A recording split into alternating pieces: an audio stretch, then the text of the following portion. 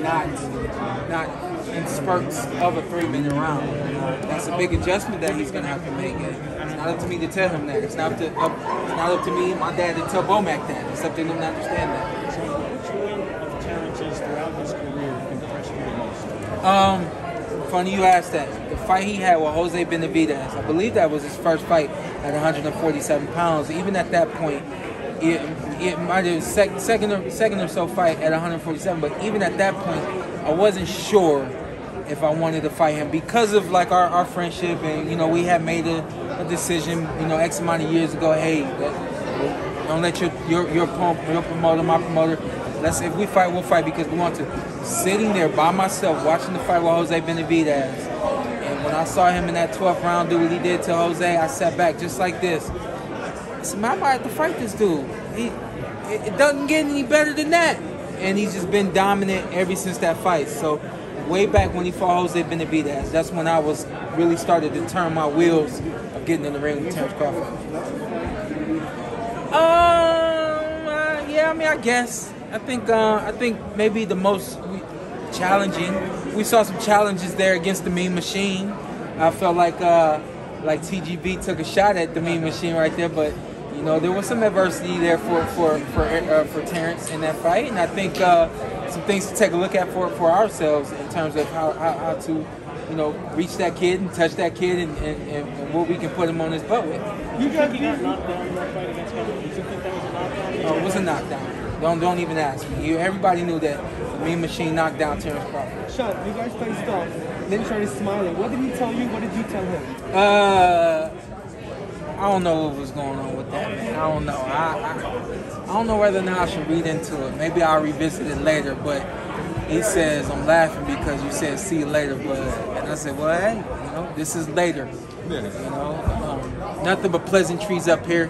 But like he said, November 20th, ain't no thing for me to put that aside. And I'm definitely gonna take respect for him in the ring. Why? How could I not? But at the same time, looking at him like he's just another adversary for me.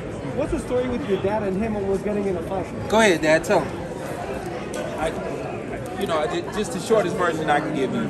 Terrence was a hothead outside of the ring, so he used to get in trouble with other fighters. I mean, he would, if you bumped into Terrence, you didn't say excuse me, you were just joking around with Terrence, he'd come after you, and we'd have to break Terrence up in situations like that. So he spoke about being in Venezuela. A little bit more than that, though. It wasn't just bumping, a little bit more than that. Okay, well, whatever. But he was a high PG version. Whatever it was, he carries that into the ring. And a lot of times he had it outside. So we're in Venezuela. We look up in the stands, and there's a fight going on. The problem I have with it as a coach is it's an American fighting an American. And it's Terrence, So we had those situations with him where we'd have to reprimand and say, hey man, stop doing this or that. And he would come right back at you. And it was one of those times at a national tournament I had to say some things to him, not anything disrespectful, just to stop him from doing whatever he was doing. And he was ready to fight me. Of course, nothing happened at that point. Later that night, the tournament was at a college.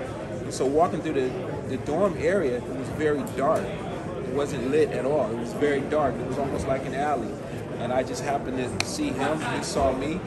We came right face to face. And I'm looking at this guy with both his fists balled up like this, standing in front of me. And I'm thinking to myself, well, you ain't gonna move? And I look at him, I said, what's up? And he says to me, what's up?